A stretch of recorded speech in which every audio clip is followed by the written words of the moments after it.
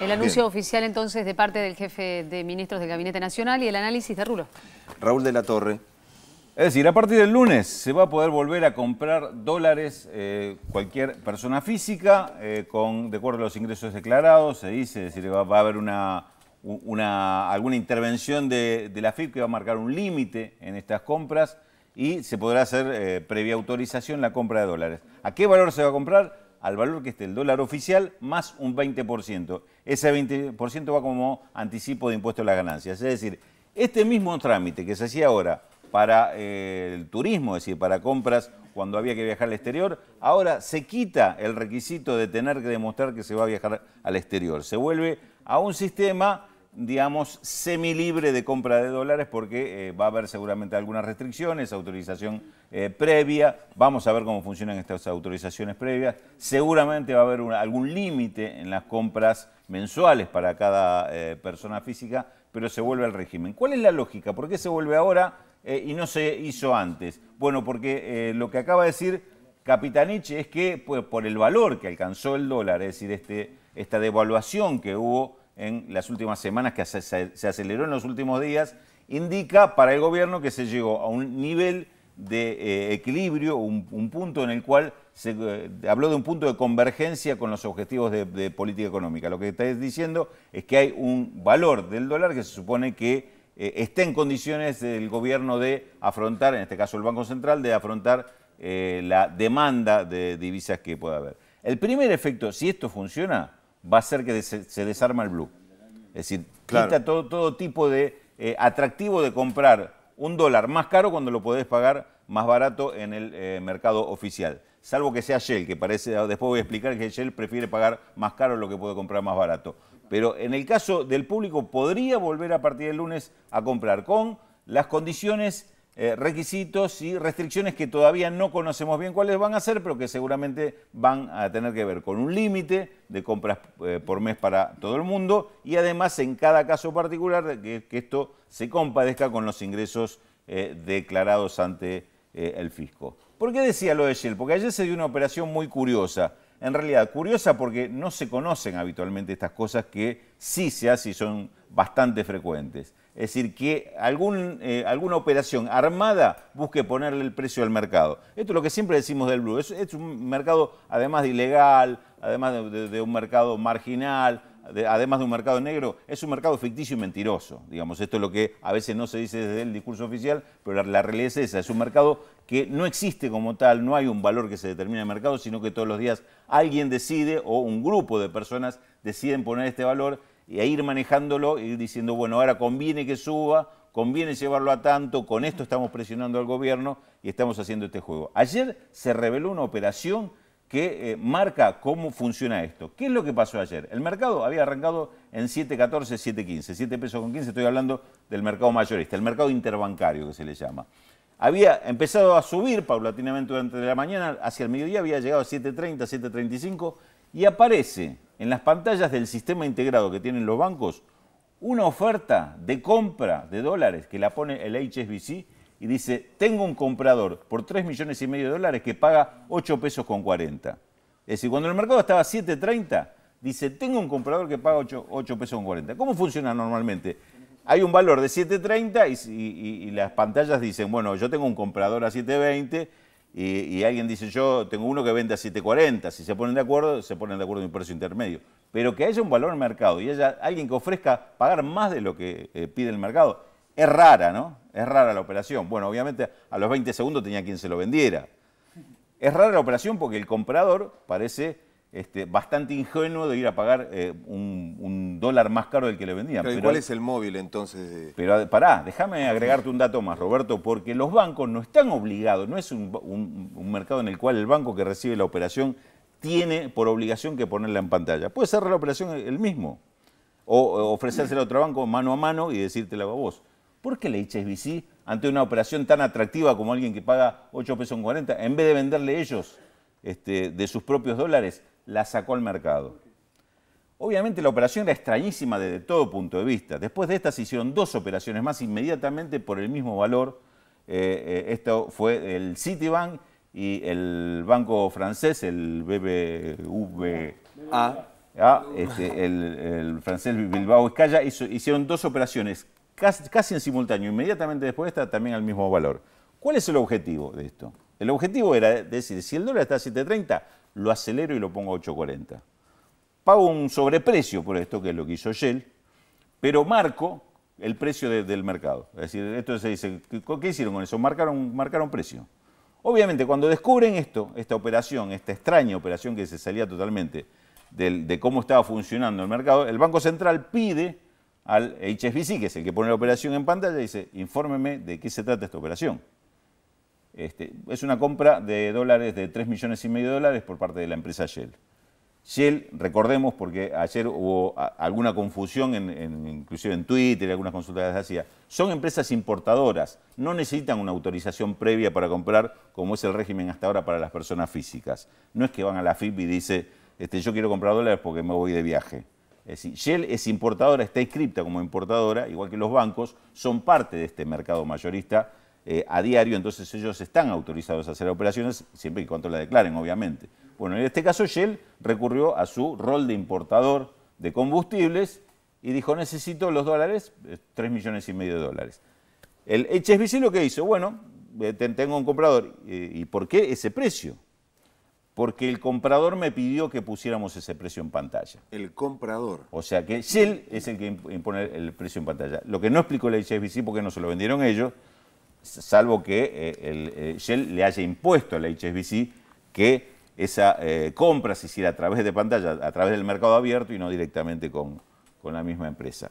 Rarísima la operación, lo único que queda en claro es que acá hubo una maniobra de absoluto interés para tratar de marcar un precio. Hubo una desmentida que hoy publica únicamente el diario Clarín, de parte de Shell, pero desmentida por llamarla de una forma, de Juan José Aranguren, el presidente de Shell, donde Aranguren lo que dice que él está de vacaciones, no tuvo nada que ver con ninguna operación que se le adjudicara a él personalmente, pero sí dice, bueno, una compra de Shell, que hizo a través del HSBC de 3,5 millones de dólares, el comunicado habla de 8,70, inclusive un valor más alto, o sea, agravaría la situación en realidad en vez de explicarla, lo que no explica por qué ese valor cuando el mercado estaba cotizando un peso o poco más de un peso más abajo, es decir, por qué pagó por 3,5 millones, es decir, un sobreprecio de prácticamente algo así como 4 millones de pesos por la operación, realmente muy gravosa para la empresa. Si yo fuera accionista de Shell estaría preocupado por este tipo de directivos que hacen este tipo de operaciones, pagando más caro, lo que en ese momento todo el mundo sabe que vale más barato.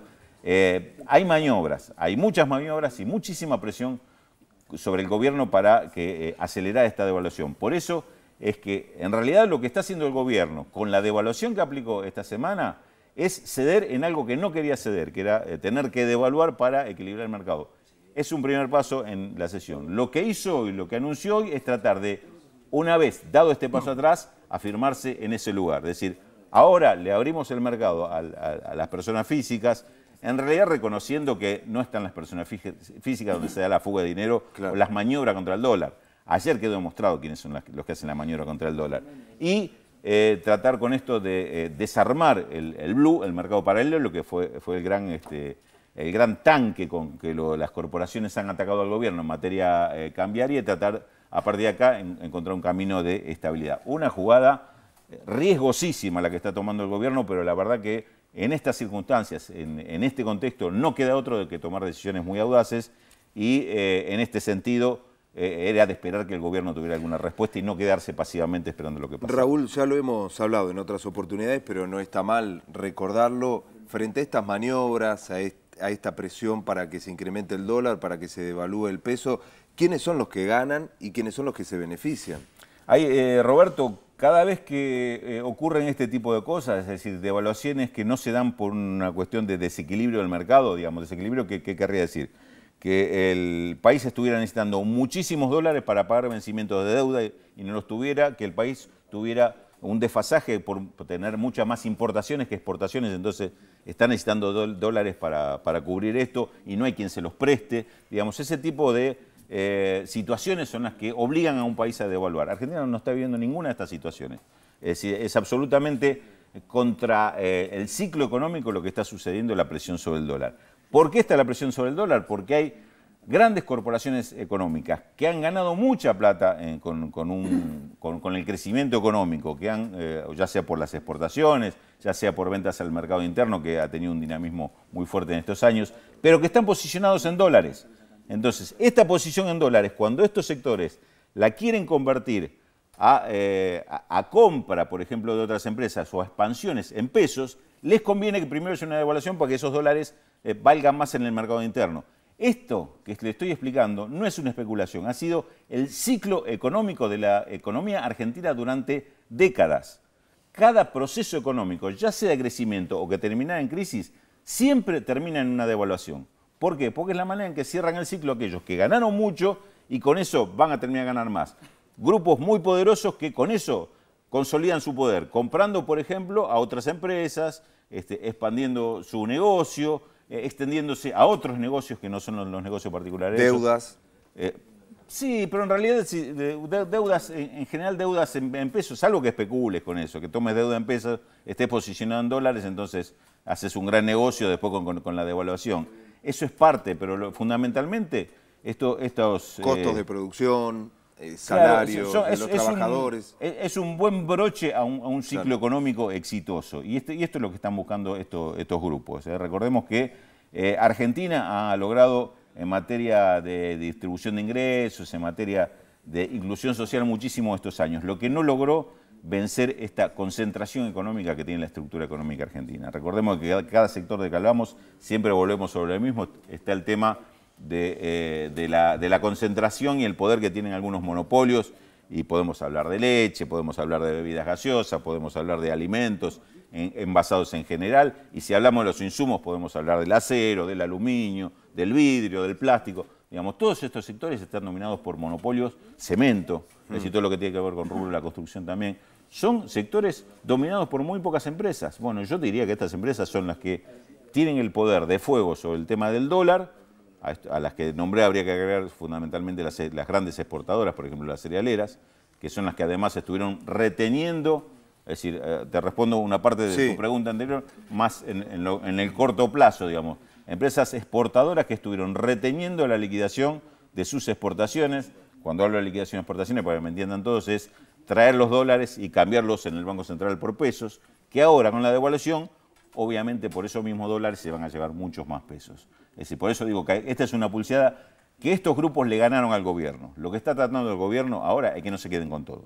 Raúl, ¿y qué pasa con el Banco Central, teniendo en cuenta que en las últimas horas, por lo menos anteayer, no intervino en el mercado, se generó una brecha grande en el marco del aumento de la cotización? ¿Y qué es lo que va a pasar justamente a partir de ahora con esta autorización? El Banco Central seguramente va, y es lo que se especulaba anoche, va a volver a intervenir fuerte en el mercado ahora para estabilizar un precio que, como dijo hoy Capitanich, es el precio de convergencia que el gobierno cree conveniente, este precio del dólar, en torno a los 8 pesos, por abajo de los 8 pesos hoy, pero se supone que va a estar en eso, en 7 pesos con 80 a 8 pesos, algún centavo ¿Pero más. se va a esperar que se mantenga en esa cotización? Va a tratar el Banco Central seguramente de mantenerlo en esta cotización. Es probable que lo haga así o algún escalón más o menos, pero digamos eso lo manejará, será parte de la política del Banco Central, pero seguramente va a tratar de estabilizar esto y no generar expectativas de que el dólar va a seguir subiendo, porque ahí sí tendríamos a partir del lunes una presión tremenda de compra de dólares. El otro tema es qué puede pasar con precios, que obviamente